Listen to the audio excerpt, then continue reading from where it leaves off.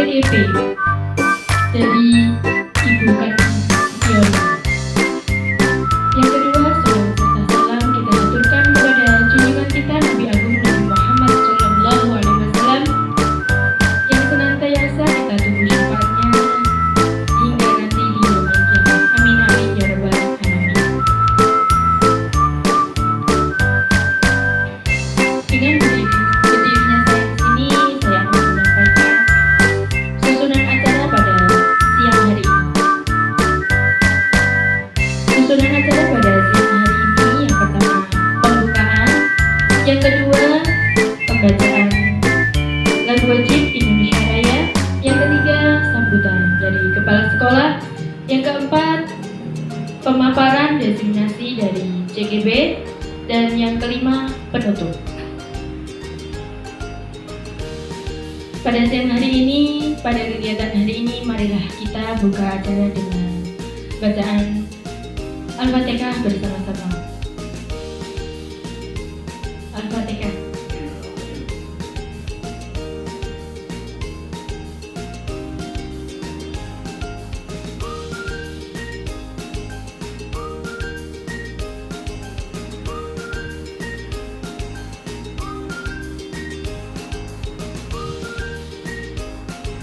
Acara yang kedua yaitu menyanyikan lagu wajib Indonesia Raya. Kepada yang bertugas dipersilakan.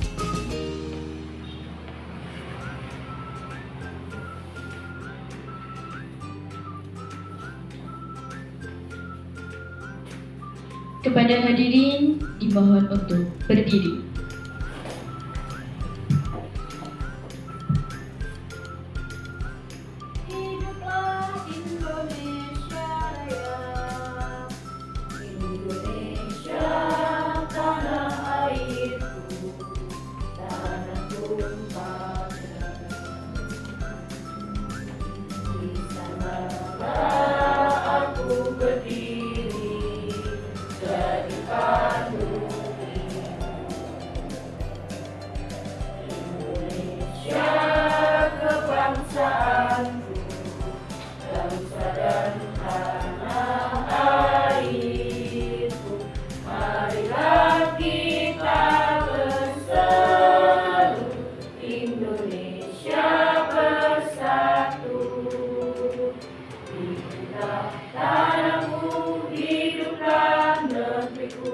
Bangsaku, rakyatku semuanya, bangunlah jiwanya, bangunlah badannya untuk Indonesia Raya.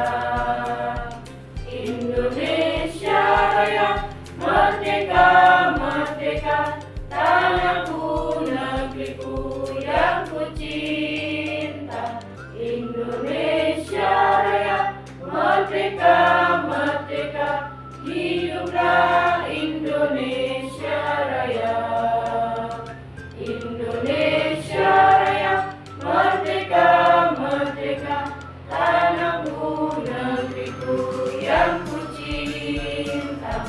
Indonesia Raya, merdeka, merdeka, hiduplah Indonesia Raya.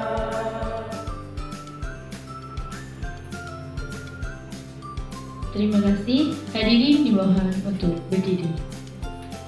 Hadirin dipersilakan untuk duduk kembali.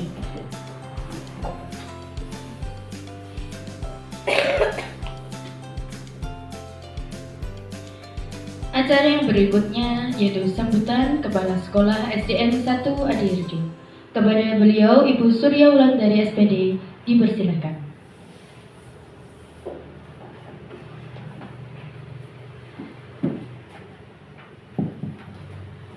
Assalamualaikum warahmatullahi wabarakatuh. Yang kami hormati Bapak Ibu Guru SDN 1 Adirejo, khususnya Bu Rini yang saat ini melakukan diseminasi modul 1.4 budaya positif. Pertama, marilah kita panjatkan puji syukur kehadirat Allah karena atas limpahan rahmat-Nya kita diberi kesehatan dan kesempatan sehingga bisa berkumpul di sini dalam keadaan sehat walafiat. Tak lupa sholawat serta salam kita aturkan kepada junjungan kita Nabi Agung Muhammad SAW yang selalu kita nantikan syafaatnya sampai di yaumul akhir nanti. Bapak Ibu yang kami hormati, pada kesempatan ini saya ucapkan terima kasih atas kerawuhannya di siang hari ini yang panas, ya. Panjenengan sudah meluangkan waktu untuk mengikuti desiminasi ini. Selanjutnya saya ucapkan selamat kepada Ibu Karmi Setiorini yang bisa melaksanakan desiminasi modul 1.4 budaya positif. Semoga budaya positif ini bisa kita lakukan, bisa kita terapkan di sekolah kita, gitu ya. Saya juga berharap Bapak Ibu guru yang belum mendaftar sebagai CGP segera mendaftar, ya. Dan Bu Rini beserta Pak Nasruddin yang sudah ikut di CGP yang angkatan 5 yang sudah menjadi guru penggerak, dan Bu Rini bisa menularkan ilmunya dan berkolaborasi dengan teman-teman guru semua. Harapan saya semakin banyak guru di SDN 1 Adirejo ini yang mendaftar menjadi calon guru penggerak, dan nanti bersama-sama kita wujudkan generasi emas, kita siapkan bersama-sama generasi emas, gitu ya. Kurang lebihnya sambutan dari saya seperti itu. Mohon maaf jika ada kesalahan. Bila taufiq wal hidayah. Wassalamualaikum warahmatullahi wabarakatuh.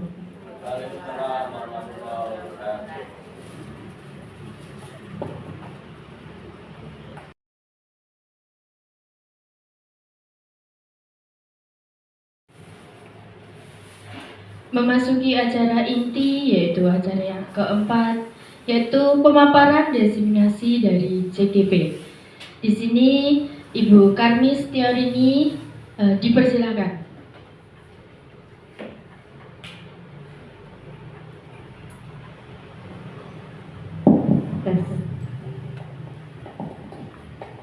Terima kasih atas waktunya. Assalamualaikum warahmatullahi wabarakatuh. Yang terhormat Ibu Kepala SDN 1 Adirejo, Ibu Suryo Wulandari SPD SD, dan yang saya hormati Bapak Ibu Guru SDN 1 Adirejo yang saya hormati. Pertama-tama marilah kita panjatkan puji syukur kehadirat Allah Subhanahu wa taala karena di siang hari ini kita dapat berkumpul dalam acara desiminasi budaya positif pada modul 1.4. Sholawat serta salam kita haturkan kepada junjungan Nabi Agung kita, Nabi Muhammad Sallallahu Alaihi Wasallam, yang kelak kita nantikan syafaatnya di yaumul akhir nanti. Terima kasih Bapak Ibu yang telah meluangkan waktunya di siang hari setelah anak-anak pulang sekolah, yang hari ini cuacanya panas sekali, sudah berkumpul. Terima kasih Bapak Ibu. Langsung saja di sini saya akan memaparkan budaya positif pada modul 1.4. Sebelumnya saya perkenalkan dulu, saya sendiri Karmi Setiorini, CGP angkatan 9, yang selama ini membersamai saya Bapak Edi Rahno. Beliau fasilitator. Beliau adalah sangat menginspirasi saya karena beliau di usianya yang hampir 50 berapa ya? Hampir 60. Beliau selalu memberikan motivasi, energi positif selama adanya di ruang kolaborasi selama pendidikan yang telah berlangsung. Kemudian satunya beliau adalah Ibu Yeni Sumiati. Beliau adalah pengajar praktik di usianya yang menginjak 55 tahun ini. Beliau sangat menginspirasi saya. Beliau semangat belajarnya luar biasa. Karena beliau, saya lebih semangat untuk mengikuti pendidikan guru penggerak angkatan 9. Beliau adalah yang membersamai saya selama pendidikan sampai 6 bulan, sampai bulan April nanti. Oke, selanjutnya ini membagikan pemahaman dan pengalaman dalam menerapkan modul 1.4 budaya positif kepada rekan-rekan Bapak Ibu guru SDN 1 Adirejo. Bapak Ibu, kalau mendengar kata budaya positif, kira-kira apa yang menjadi pikiran Bapak Ibu? Ada yang mungkin berpendapat budaya positif itu apa? Budaya yang baik. Budaya yang baik, kata Pak Nasruddin. Mungkin pendapat dari Bu Wulan?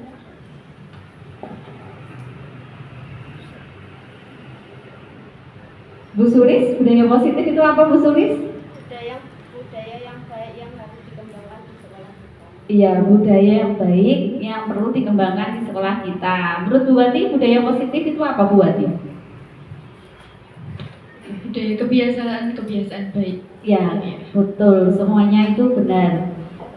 Kebiasaan-kebiasaan baik yang dilakukan dan apakah Bu Sulis tadi? Dikembangkan di sekolah kita nanti. Oke. Budaya positif itu merupakan perwujudan nilai-nilai kebajikan yang berpihak pada murid. Yang perlu digarisbawahi yaitu berpihak pada murid untuk memberikan pemahaman akan disiplin positif bagi murid sangat diperlukan karena sebagai pamong atau guru kita berkewajiban menuntut dan memfasilitasi sesuai kebutuhan dan kodrat murid dalam mencapai nilai kebajikan yang sudah disepakati, yaitu profil pelajar Pancasila. Oke. Dalam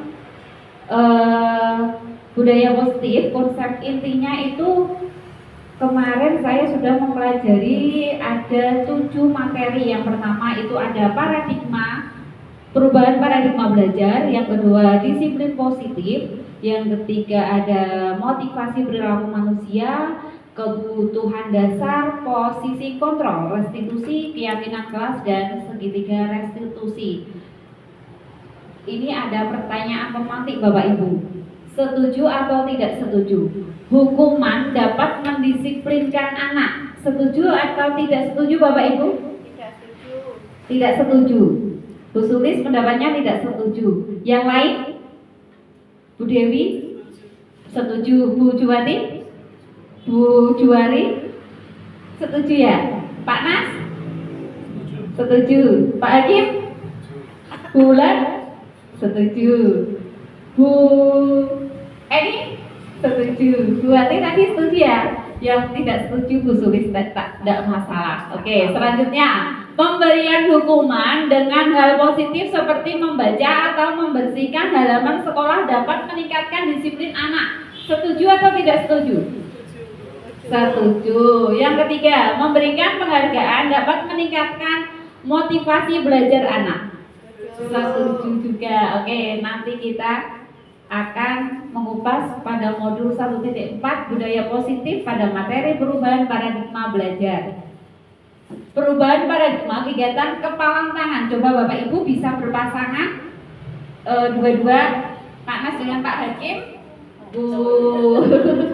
Bisa ya tidak kacau. Tapi ini buatlah kepalang tangan.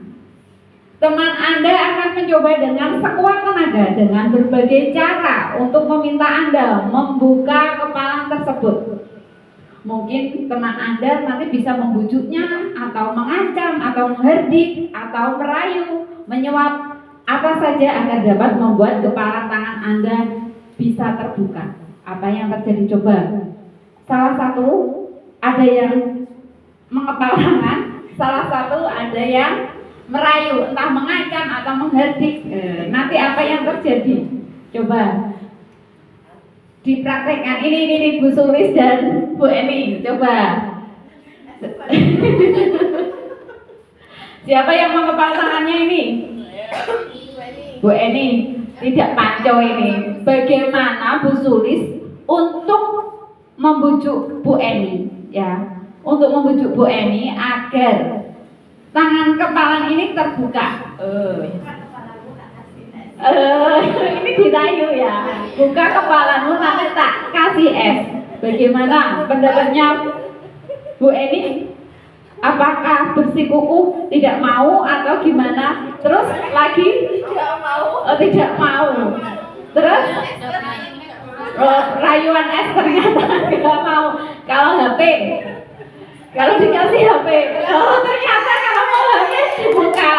Iya, itu yang menguasai kontrol untuk mau membuka atau enggak. Itu posisi kontrol adalah dari diri sendiri, ya.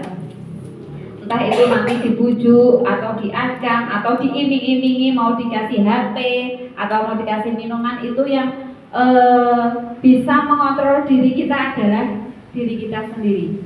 Kemudian ini ada perubahan kontrol, perubahan paradigma teori kontrol atau teori pilihan atau ilusi kontrol. Ilusi guru mengontrol murid. Ya, yang pertama ilusi guru mengontrol murid. Yang kedua ada ilusi bahwa kritik dan membuat orang merasa bersalah dapat menguatkan karakter. Yang ketiga ilusi bahwa semua penguatan positif efektif dan bermanfaat. Yang keempat ilusi bahwa orang dewasa memiliki hak untuk memaksa. Oke, selanjutnya miskonsepsi tentang kontrol. Yang pertama bisa minta tolong dibacakan, Bu Sulis. Ya. Ilusi guru Mengontrol murid. Pada dasarnya kita tidak dapat memaksa murid untuk berbuat sesuatu jikalau murid tersebut memilih untuk tidak melakukannya. Walaupun tampaknya kita sedang mengontrol perilaku murid tersebut, hal ini karena murid tersebut sedang mengizinkan dirinya dikontrol. Saat itu bentuk kontrol guru menjadi kebutuhan dasar yang dipilih murid tersebut. Teori kontrol menyatakan bahwa semua perilaku memiliki tujuan, bahkan terhadap perilaku yang tidak disukai. Ya, itu merupakan ilusi. Ilusi guru mengontrol murid, ya, seperti tadi kepalan tangan, misalkan tadi Bu Eni tidak, itu yang bisa mengontrol adalah dirinya sendiri. Kemudian yang kedua ilusi bahwa semua penguatan positif, efektif dan bermanfaat. Penguatan positif atau bujukan adalah bentuk-bentuk kontrol. Segala usaha untuk mempengaruhi murid agar mengulangi suatu perilaku tertentu adalah suatu usaha untuk mengontrol murid tersebut dalam jangka waktu tertentu. Kemungkinan murid tersebut akan menyadari dan mencoba untuk menolak bujukan kita, atau bisa jadi murid tersebut menjadi tergantung pada pendapat sang guru untuk berusaha. Ilusi yang ketiga yaitu ilusi bahwa kritik dan membuat orang merasa bersalah dapat menguatkan karakter. Menggunakan kritik dan rasa bersalah itu untuk mengontrol murid menuju pada identitas gagal. Ya, mereka belajar untuk merasa buruk tentang diri mereka. Mereka mengembangkan dialog diri yang negatif. Kadang kala sulit bagi guru untuk mengidentifikasi bahwa mereka melakukan perilaku ini karena seringkali guru cukup menggunakan suara halus untuk menyampaikan pesan negatif. Yang keempat yaitu ilusi bahwa orang dewasa memiliki hak untuk memaksa. Seperti kadang yang kita lakukan itu, kadang sebagai orang dewasa memiliki hak untuk memaksa. Banyak orang dewasa yang percaya bahwa mereka memiliki tanggung jawab untuk membuat murid-murid berbuat hal-hal tertentu. Apapun yang dilakukan bahwa dapat diterima selama ada sebuah kemajuan berdasarkan sebuah pengukuran kinerja. Pada saat itu pula, orang dewasa akan menyadari bahwa perilaku memaksa kita akan efektif untuk jangka waktu yang panjang. dan sebuah hubungan permusuhan akan terbentuk. Budaya positif perubahan paradigma, stimulus respon lawan dari teori kontrol. Bagaimana seseorang bisa berubah dari paradigma stimulus respon kepada pendekatan teori kontrol? Jika kita ingin melakukan perubahan perlahan dan kemajuan sedikit demi sedikit, maka kita perlu mengubah sikap atau perilaku kita. Tetapi jika kita ingin memperbaiki cara-cara utama kita, maka kita perlu mengubah cara pandang kita terhadap dunia, cara berpikir kita tentang manusia lain. Selanjutnya ini, siapa yang memiliki kontrol ini? Perubahan paradigma stimulus respon dan teori kontrol. Nanti Bapak Ibu pada posisi stimulus respon atau teori kontrol. Kalau stimulus respon, kita itu mencoba mengubah orang agar berpandangan sama dengan kita. Kalau teori kontrol itu kita berusaha memahami pandangan orang lain tentang dunia. Stimulus respon, perilaku buruk dilihat sebagai suatu kesalahan. Kalau teori kontrolnya, semua perilaku memiliki tujuan. Stimulus respon, orang lain bisa mengontrol saya. Kalau teori kontrolnya, hanya Anda yang bisa mengontrol diri Anda. Seperti tadi, Bu Eni diiming-imingi tadi ya, itu yang bisa mengontrol diri itu berarti Bu Eni tadi awalnya sudah bisa mengontrol pada dirinya, karena tadi dia bersikukuh untuk tidak membukakan kepala tangannya. Kemudian saya ingin mengontrol orang lain. Bu Sulis berusaha tadi mengontrol orang lain, tapi Anda tidak bisa mengontrol orang lain. Pemaksaan pada saat bujukan gagal, kolaborasi dan konsensus menciptakan pilihan-pilihan baru. Yang terakhir stimulus respon, model berpikir menang atau kalah. Tapi kalau teori kontrol itu atau pilihan model berpikir menang-menang. Selanjutnya modul 1.4 pada materi 2 itu disiplin positif. Dari bahasa Latin disiplin, nah itu artinya apa Bapak Ibu? Belajar. Kalau tidak, namun dalam budaya kita di Indonesia, makna disiplin telah berubah menjadi sesuatu yang dilakukan seseorang pada orang lain untuk mendapatkan kepatuhan. Kecenderungan umum adalah menghubungkan kata disiplin dengan ketidaknyamanan, bukan dengan apa yang kita hargai atau pencapaian suatu tujuan mulia. Itu merupakan pengertian disiplin kalau di Indonesia. Ini nilai-nilai kebajikan universal. Nilai-nilai kebajikan adalah sifat-sifat positif manusia yang merupakan tujuan mulia yang ingin dicapai setiap individu. Nilai-nilai tersebut bersifat universal atau menyeluruh dan lintas bahasa, suku, bangsa, agama maupun latar belakang. Itu setiap perilaku atau perbuatan memiliki suatu tujuan. Itu merupakan pendapat dari Dr. William Glasser pada teori kontrol pada tahun 1984. Kalau menurut Diana Gosen pada tahun 1998, dengan mengaitkan nilai-nilai kebajikan yang diyakini seseorang, maka motivasi intrinsiknya akan terbangun sehingga menggerakkan motivasi dari dalam bentuk untuk mencapai tujuan yang diinginkan. Nilai-nilai kebajikan yang ingin dicapai oleh setiap anak Indonesia kita kenal dengan apa Bapak Ibu? Profil pelajar Pancasila. Masih ingat lagunya? Belajar Pancasila, beriman dan bertakwa pada Tuhan yang Esa, mulia, berkebinekaan global, gotong royong mandiri, kreatif dan bernalar kritis. Oke, itu adalah tujuan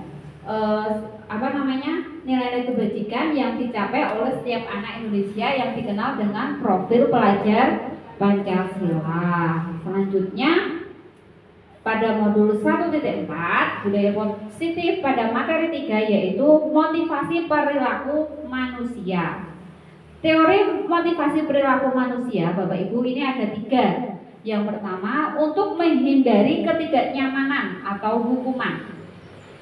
Apa yang akan terjadi apabila saya tidak melakukannya? Itu merupakan motivasi eksternal dari luar. Ya, yang kedua, untuk mendapatkan imbalan dari orang lain atau institusi, apa yang akan saya dapatkan apabila saya melakukannya, itu merupakan motivasi dari eksternal atau dari luar. Yang perlu kita miliki yaitu untuk menghargai diri sendiri. Saya akan menjadi orang yang seperti apa bila saya melakukannya. Itu merupakan motivasi internal. Tujuannya untuk disiplin positif, ya. Next, perbedaan hukuman dan konsekuensi. Hukuman yang pertama itu sesuatu yang menyakitkan harus terjadi. Betul apa Bapak Ibu? Betul atau tidak? Iya. Kalau konsekuensi itu sesuatu harus terjadi.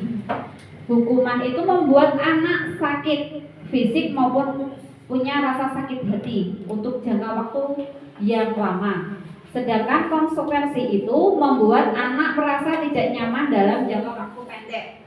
Anak memberikan kedisiplinan, itu hukuman. Paksaan juga hukuman. Mendorong orang menyakiti diri sendiri, itu hukuman. Konsep diri yang buruk, itu merupakan hukuman. Anak belajar untuk menyembunyikan kesalahan, itu juga hukuman. Marah, rasa bersalah, dipermalukan, merasa tak dihargai, itu merupakan hukuman. Kalau konsekuensi itu ada stimulus tanggapan. Kalau mendorong anak yang menyakiti diri sendiri, itu konsekuensinya mendorong anak agar mudah menyesuaikan diri. Konsep diri yang baik, anak belajar untuk mematuhi peraturan. Kehilangan hak, dibuat tidak nyaman, diasingkan untuk sementara, itu merupakan konsekuensi. Coba Bapak Ibu bisa minta tolong dibacakan Bu Juari ini. Tidak apa-apa.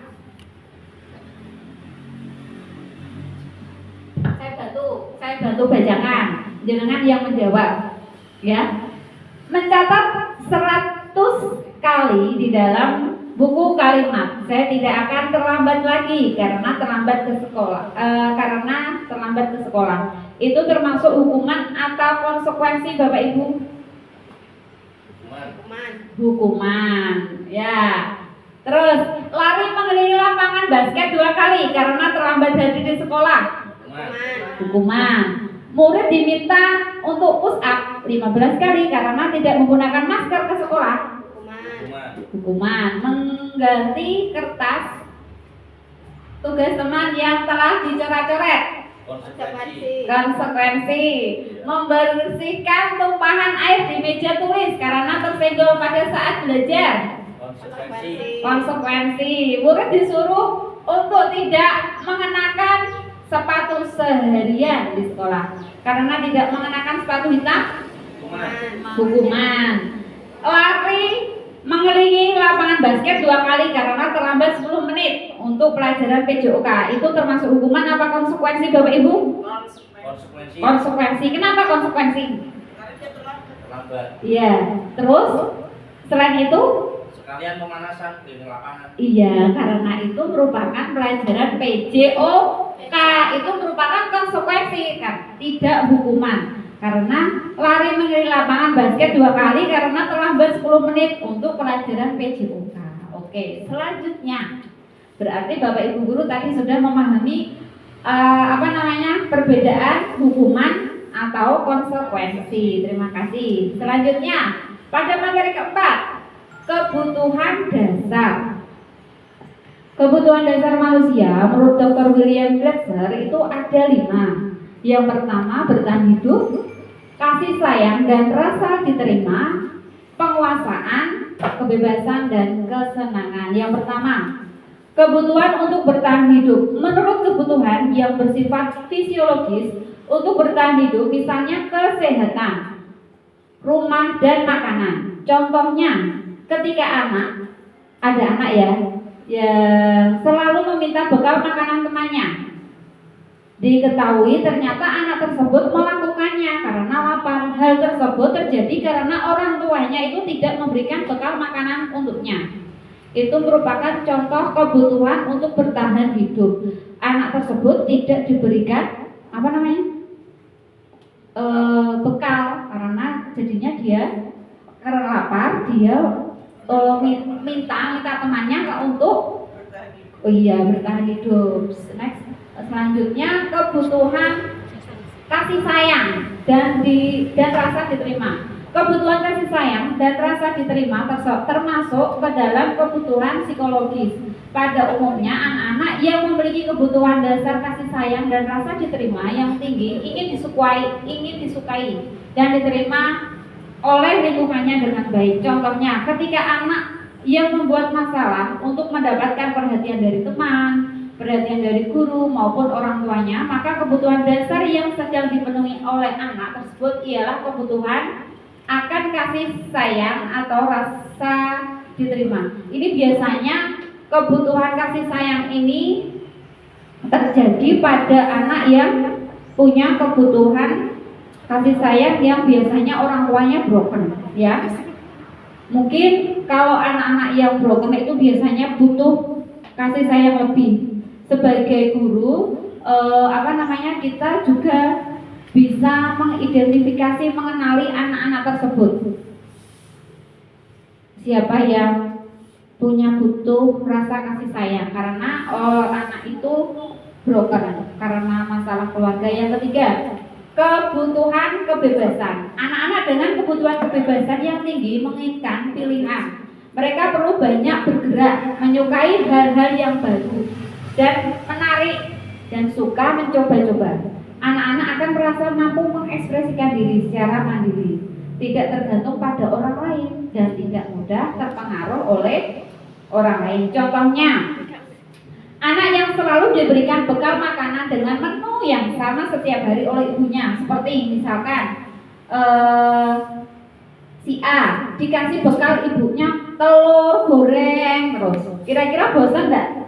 Iya, anak juga memiliki kebutuhan kebebasan untuk menginginkan pilihannya. Kadang-kadang juga pengen sambal teri atau sayur bayam seperti itu, ya. Sisinya mungkin anak tersebut di sekolah dia membuat masalah dengan mengambil paksa bekal milik temannya. Sebagai orang tua atau guru, kita menanyakan ke anak untuk menginginkan pilihan yang seperti apa yang diharapkan. Selanjutnya, kebutuhan kesenangan merupakan kebutuhan untuk mencari kesenangan, bermain dan tertawa. Anak-anak dengan kebutuhan dasar kesenangan yang tinggi biasanya ingin menikmati apa yang dilakukan. Mereka akan berkonsentrasi tinggi dengan mengerjakan hal yang disenanginya. Contoh, ketika ada anak yang senang mengganggu temannya, anak tersebut merasa jika ekspresi temannya saat kesal terlihat lucu, maka yang sedang berusaha dia penuhi ialah kebutuhan akan kesenangan dia mengganggu temannya.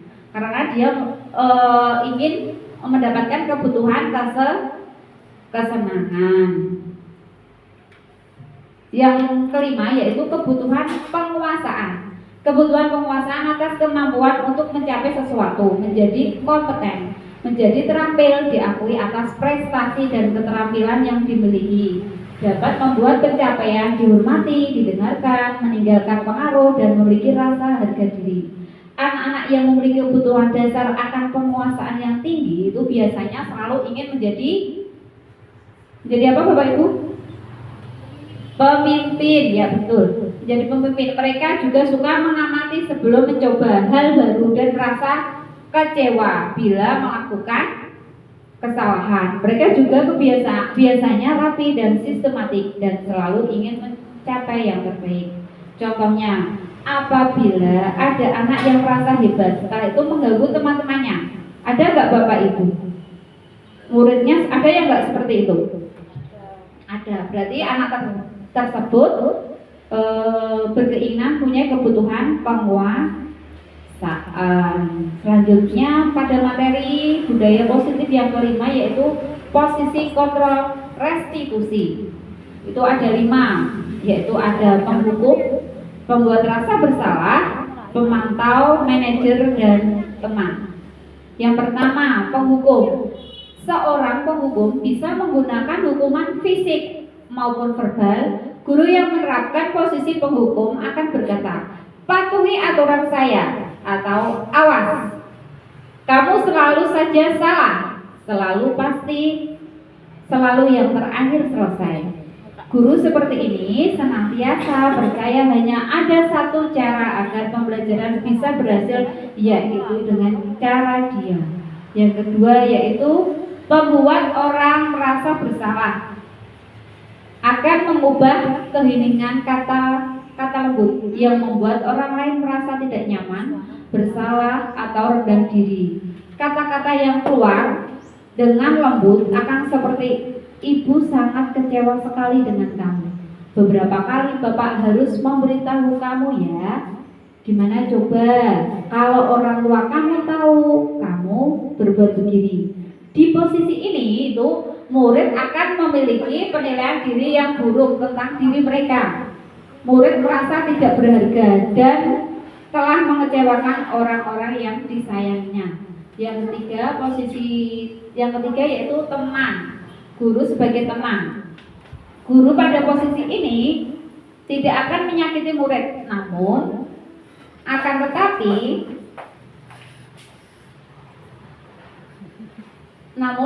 tetap berupaya mengontrol murid melalui persuasi. Posisi teman pada guru bisa negatif ataupun juga bisa negatif.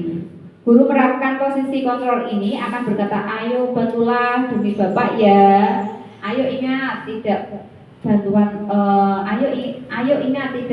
bapak selama ini. Itu merupakan posisi kontrol sebagai teman. Yang keempat, posisi pada monitor atau pemantau.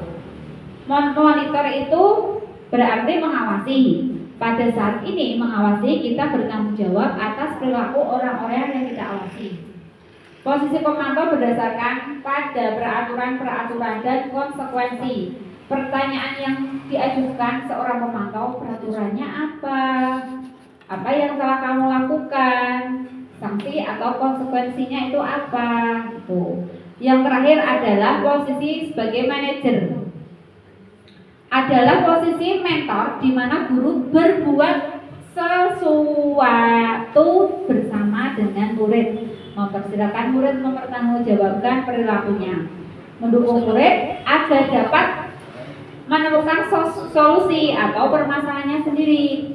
Seorang manajer akan berkata, apa yang kita yakini, kembali ke keyakinan kelas. Apa yang kamu meyakininya, gitu.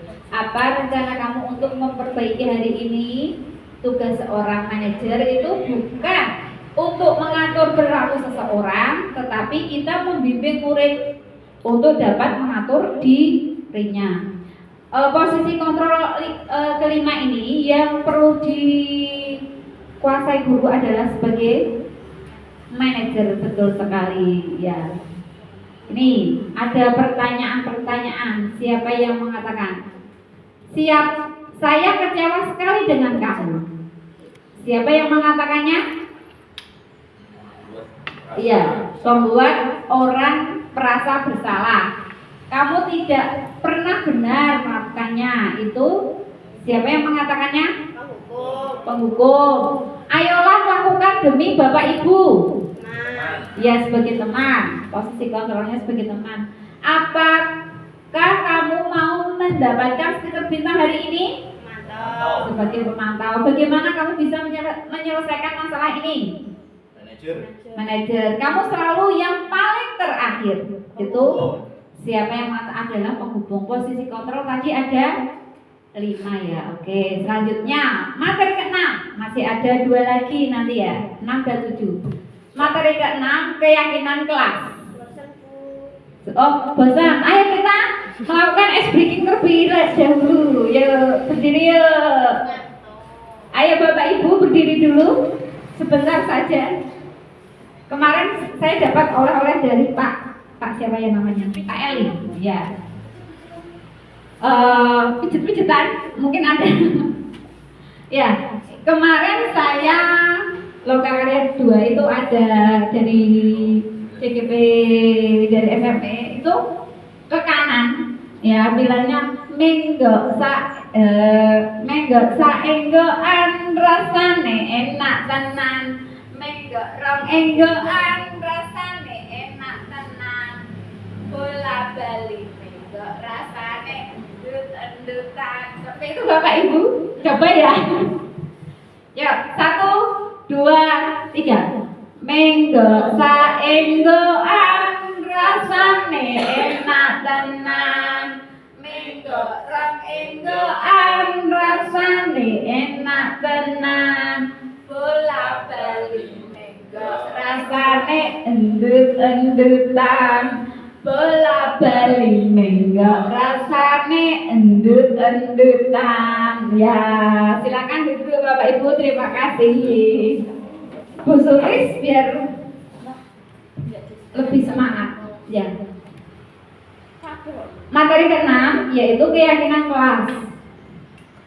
Mengapa tidak peraturan saja? Mengapa harus keyakinan kelas?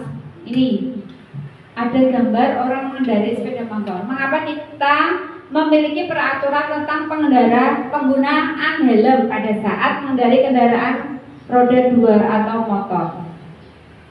Yang kedua, mengapa kita harus memiliki peraturan tentang penggunaan masker dan mencuci tangan setiap hari? Kira-kira kok memakai masker, ya itu untuk apa?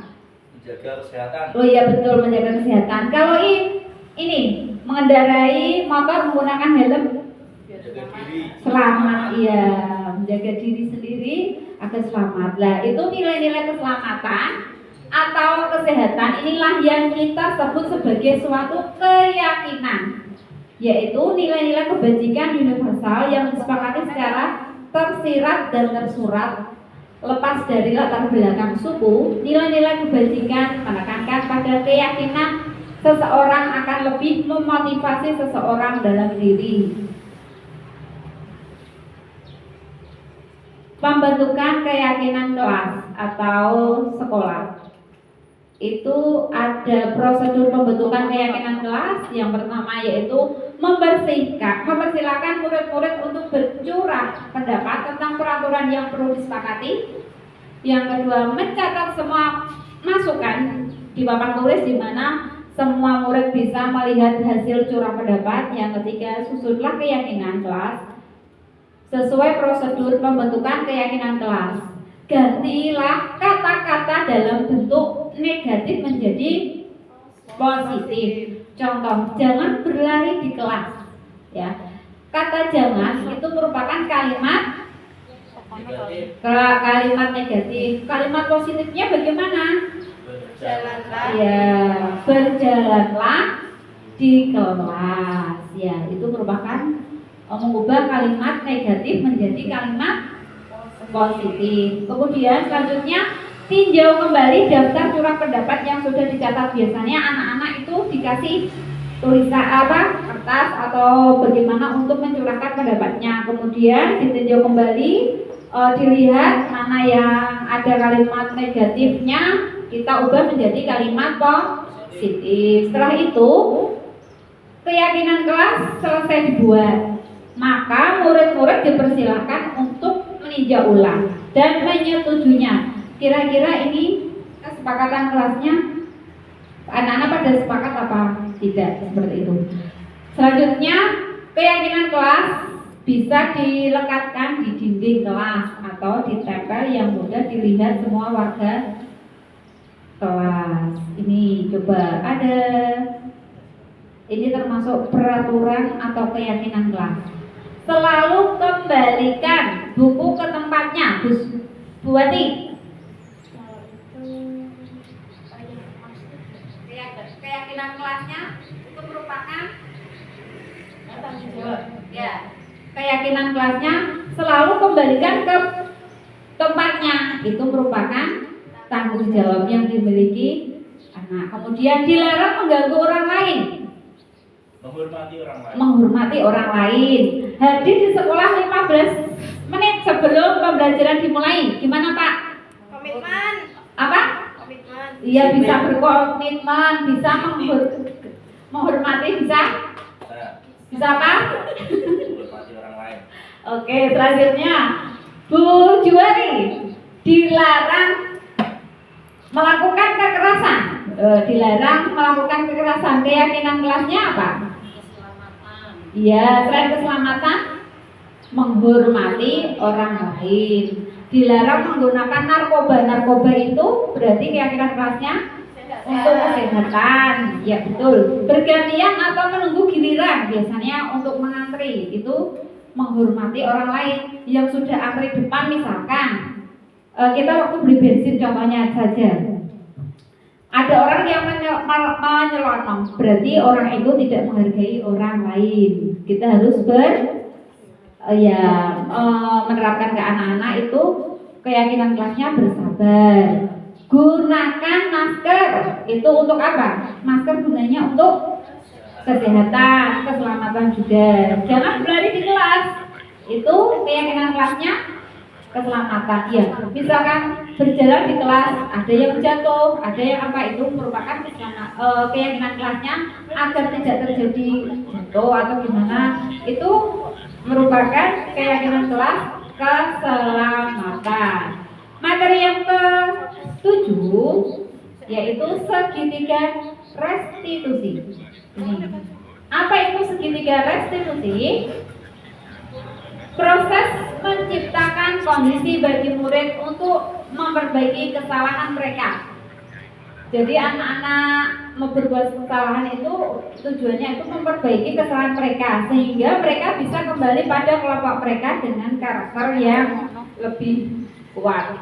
Restitusi juga merupakan proses kolaboratif yang mengajarkan murid untuk mencari solusi untuk masalah mereka dan membantu murid berpikir tentang orang seperti apa yang mereka ingin terjadi atau tujuan kuliah dan bagaimana mereka harus memperlakukan orang lain. Itu menurut dosen pada tahun 2004.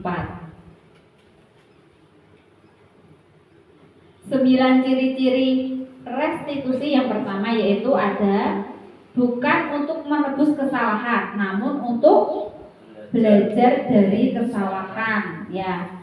Yang kedua, memperbaiki hubungan. Selanjutnya yang ketiga, tawaran tapi bukan paksaan. Restitusi menuntun untuk melihat ke dalam diri. Yang kelima, restitusi itu mencari kebutuhan dasar yang mendasari tindakan. Keenam, restitusi diri adalah cara yang paling baik. Ketujuh, restitusi fokus pada karakter, bukan tindakan. Kedelapan, restitusi itu fokus pada solusi. Yang terakhir, restitusi itu mengembalikan murid yang berbuat salah pada kelompoknya.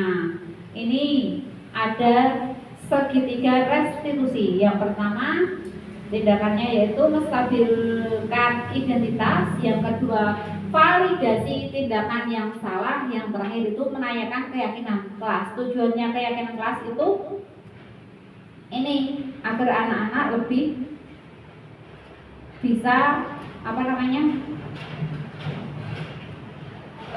lebih bisa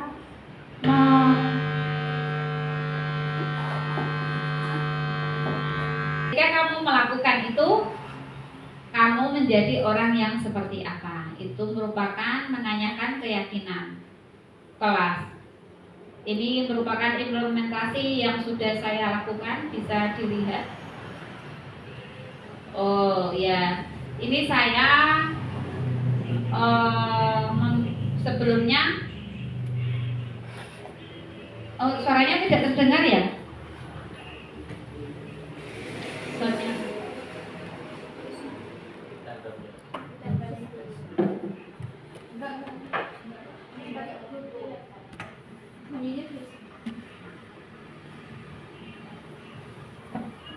Ya, ini anak-anak saya beri ini membuat keyakinan kelas. Anak-anak saya tanya apa itu peraturan, Kemudian anak-anak saya beri kesempatan untuk menulis keyakinan kelas yang diharapkan.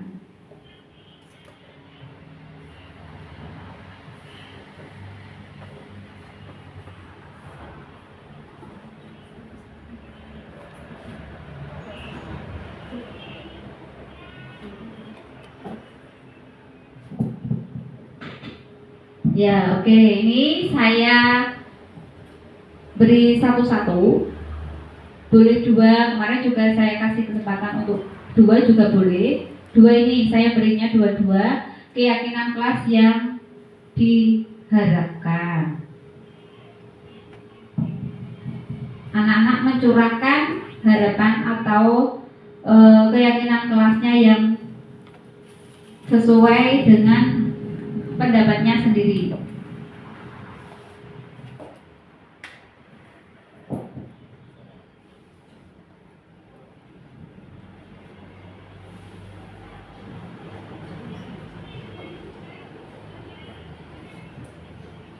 Anak-anak mencurahkan apa ini? Ya, pendapatnya. Ada yang sudah selesai, ada yang masih berpikir, ada yang malu-malu kelas 5 ini. Ini sudah selesai, saya tanyakan sudah selesai. Anak-anak kemudian menempelkan di papan tulis secara bergantian.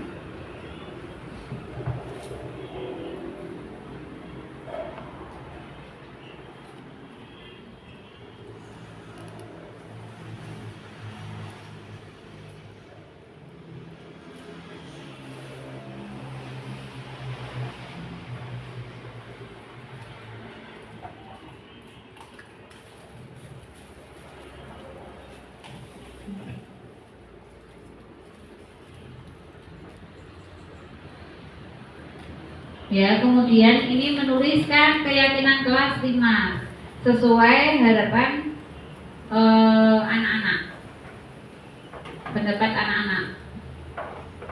Setelah ditulis ya, kemudian ditulis di tempat yang sudah saya sediakan. Dibacakan kembali dan disepakati oleh, saya tanyakan, ini disepakati oleh teman-teman satu kelas yang ada di kelas 5. Ini merupakan respon dari murid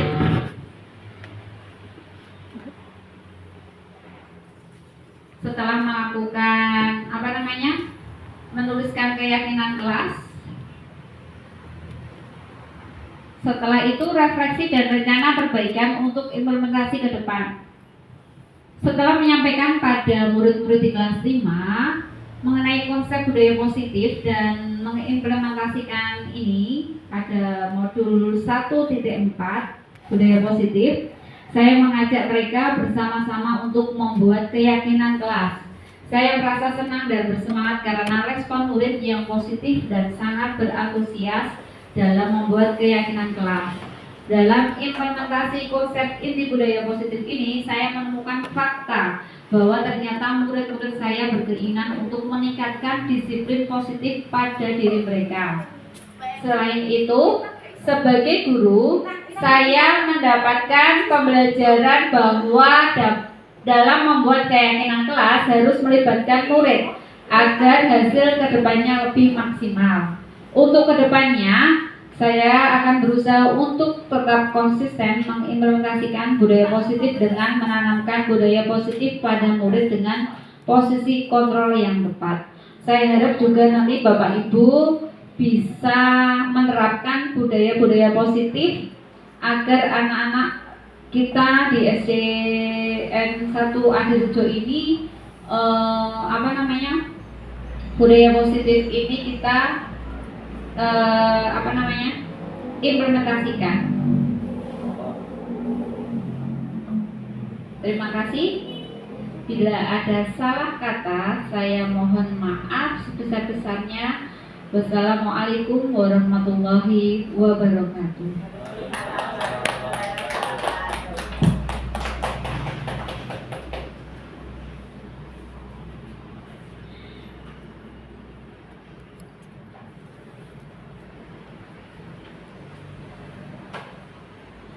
Sungguh luar biasa sekali ya semangatnya memotivasi kita untuk menerapkan budaya positif ini khususnya di SDN 1 Adirejo. Kira-kira bagaimana Bapak Ibu sudah ada gambaran yang tadi saya tangkap dari hukuman dan juga konsekuensi. Kira-kira sudah ada gambaran ya Bapak Ibu? Namun alhamdulillah berarti pemaparan dari Bu Karmistiorini ini telah berhasil dan semoga dengan adanya diseminasi modul 1.4 tentang budaya positif ini akan menular dan penerapannya bisa membawa kebaikan seperti dengan judulnya budaya positif membawa nilai-nilai positif bagi kami dan juga SDN 1 Adirejo tentunya. Amin, amin, ya rabbal alamin. Untuk selanjutnya kita telah sampai di acara terakhir yaitu acara penutupan. Mari kita tutup acara pada siang hari ini dengan bacaan hamdalah bersama-sama. Alhamdulillahirabbil alamin. Dengan bacaan hamdalah tadi mengakhiri pertemuan kita pada siang hari ini. Saya selaku pembawa acara mohon maaf apabila terdapat banyak kesalahan dan kekurangan yang saya sengaja ataupun tidak saya sengaja dan mohon untuk menjadi maklum. Sekian dari saya. Wassalamualaikum warahmatullahi wabarakatuh. Waalaikumsalam warahmatullahi wabarakatuh.